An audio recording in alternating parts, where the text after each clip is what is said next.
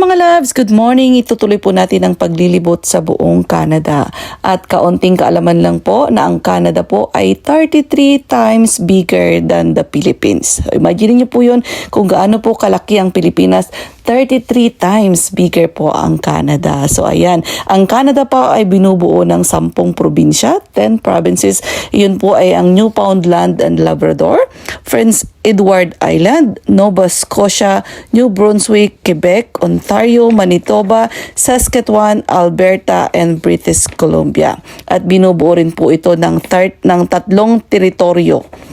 The 3 territories are Nunavut, the Northwest Territories at saka the Yukon. Yukon po ang pinakatlong teritoryo ng Canada. So ayan po mga loves, at nung nakaraan nilibot po natin ang buong East Coast na binubuo po ng Saskatchewan, Manitoba, Ontario, Quebec.